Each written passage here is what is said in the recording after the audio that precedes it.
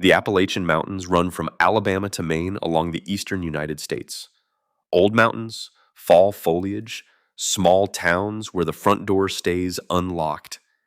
It looks like the most unchanged landscape in America. Then you start looking at what's underneath. A uranium plant that fuels every nuclear submarine in the Navy, hidden in a small Tennessee town. A 50 square mile stretch of Earth so devastated that astronauts used it as a landmark from space. A derailment that put a mushroom cloud of vinyl chloride over an Ohio town. These are 10 places the Appalachians would rather you didn't know existed. Number 1. Nuclear Fuel Services, Irwin, Tennessee. In the small town of Irwin, in the mountains of East Tennessee, a roughly 70-acre gated complex sits half a mile from the town limits and a fifth of a mile from the Nolichucky River. Most people in Tennessee have never heard of it. Nuclear Fuel Services is the sole facility in the United States licensed to process highly enriched uranium into fuel for every nuclear-powered submarine and aircraft carrier in the Navy. It has been handling weapons-grade uranium here since 1959. In 2006, 9 gallons of highly enriched uranium spilled on the shop floor. The Nuclear Regulatory Commission blamed a deficient safety culture. A university researcher later found enriched uranium contamination in the Nolichucky River downstream and in attic dust from a home in Irwin. The NRC confirms that site groundwater is contaminated with radioactive materials and chemicals. The facility is expanding. In September 2025, the parent company was awarded a $1.5 billion federal contract to build a uranium enrichment pilot plant on adjacent land. Armed security, no public access. Number 2, the Copper Basin, Ducktown, and Copper Hill, Tennessee. In the southeastern corner of Tennessee, straddling the Georgia border, roughly 50 square miles of Appalachian forest were completely destroyed by copper mining and smelting. Starting in the 1850s, companies clear-cut the timber to fuel open-pot roasting of copper ore. The process released sulfur dioxide, which created acid rain that killed every remaining tree, shrub, and blade of grass. By the late 1800s, the landscape was a red desert of bare, gullied earth surrounded by green mountains on every side. According to TVA, the devastation was so complete that astronauts used it as a landmark during space travel, alongside the Great Wall of China and the pyramids. Mining ended in 1987. Tens of millions of cubic yards of contaminated soil had washed into the Ocoee River watershed. The EPA designated the Copper Basin Mining District a Superfund site and classified it as a mining megasite, the largest remediation project in the eastern United States. Remediation areas remain restricted under EPA and state oversight. Number 3, the Martin County coal slurry spill, Kentucky. On October 11th, 2000, the bottom of a 72-acre coal slurry impoundment in Martin County, Kentucky, broke through into an abandoned mine below. 306 million gallons of toxic black sludge poured into local waterways, roughly 30 times the Exxon Valdez. The slurry came out through mine openings into 2 tributaries of the Tug Fork River. By morning, on Coldwater Fork, a 10-foot wide stream had become a 100-yard expanse of sludge containing arsenic, mercury, and lead. Drinking water for 27,000 residents was contaminated. Whistleblower Jack Spadaro, then head of the National Mine Health and Safety Academy, alleged that incoming Bush administration appointees cut the investigation short to protect Massey Energy. Spadaro said investigators found evidence that Massey executives were warned of structural risks as early as 1994.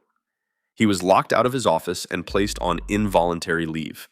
Massey was cited for 2 minor violations. CEO Don Blankenship collected a $21 million insurance settlement for property damage. Today, Martin County residents are still under drinking water notices, warning of cancer risk.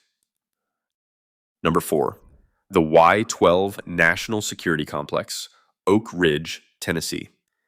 During World War II, the federal government built an entire secret city in the hills of eastern Tennessee.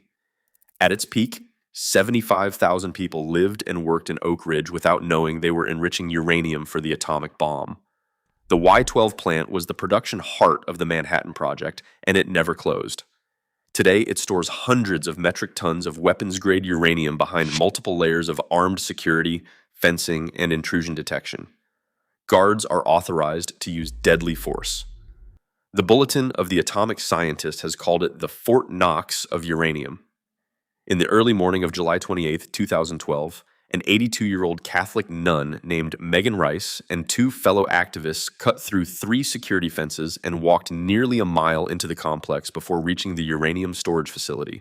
They spray-painted peace slogans and splashed human blood on the walls. When a guard finally arrived, they offered him food. It was called the biggest security breach in the history of the nation's atomic complex. Rice was sentenced to 35 months. She asked the judge for no leniency. She died in 2021 at 91. Y-12 remains fully operational and restricted. Number 5. The TVA Kingston coal ash spill, Tennessee. On December 22, 2008, a containment pond failed at the Tennessee Valley Authority's Kingston fossil plant. 1.1 billion gallons of toxic coal ash buried homes, destroyed property, and poured into the Emery River. The largest industrial spill by volume in American history. Over 900 workers were brought in to clean it up. According to court testimony and Knox News reporting, a Jacobs Engineering safety manager named Tom Bach ordered dust masks at the site destroyed to prevent workers from wearing them. Workers weren't given respirators. They were told they could safely eat a pound of coal ash a day. Dozens of those workers are now dead. Hundreds are sick. Coal ash contains arsenic, mercury, lead, and radioactive materials. Tommy Johnson was one of those cleanup workers. He became one of the most vocal advocates for the crew. On April 30th, 2023, Johnson collapsed at his church in Harriman, Tennessee, 8 miles from the Kingston plant. He died 3 weeks later. The plant grounds remain restricted. If you've been watching this far, consider subscribing. We cover the restricted and off-limits places across America that nobody talks about every week. Number 6, the Radford Army Ammunition Plant, Virginia. By 2023, the Radford Army Ammunition Plant had been the largest source of toxic air emissions in Virginia for over 2 decades, releasing more than 5 times the toxic chemicals of any other facility in the state. The plant, operated by BAE Systems, produces propellant for artillery and explosives for nearly every American bullet fired overseas. And it has been openly burning millions of pounds of toxic waste in the open air on the banks of the New River, within sight of nearby homes and a public elementary school. A warning siren sounds most weekday mornings before the burns begin. For more than 65 years, nobody measured how much lead and arsenic drifted toward that school. When the EPA installed its first air monitor in 2017, a draft report found that actual pollution levels were higher than the government had claimed. The facility covers over 4,000 acres behind security fencing. Active military installation. Restricted. Number 7, the Anniston Army Depot, Alabama. For nearly 50 years, a community in the foothills of the southern Appalachians lived within miles of 2,254 tons of chemical weapons stored in dirt-covered concrete bunkers at the Anniston Army Depot. Sarin, VX, mustard gas, 661,529 individual munitions. The community fought the Army's plan to incinerate the weapons on site for 9 years. The Army burned them anyway. During operations, an alarm went off inside the incinerator building, indicating a possible sarin leak. The facility spokesman said he was not aware of another situation that had put them on edge like that. Workers donned protective masks and evacuated. The Army notified county officials about 3 hours later. It took from 2003 to 2011 to destroy the entire stockpile. 8 years. 661,000 munitions.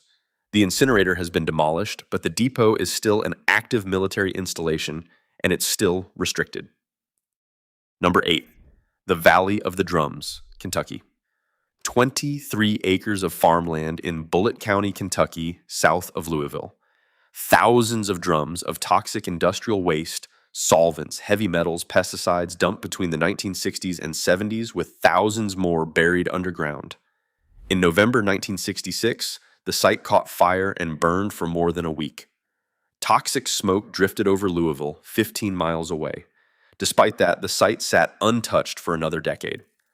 When Congress needed a visual argument for creating the Superfund law in 1980, they used photographs of the Valley of the Drums, barrels scattered across farmland as far as the camera could see. The law passed on December 11th, 1980. The EPA's first major Superfund response happened right here.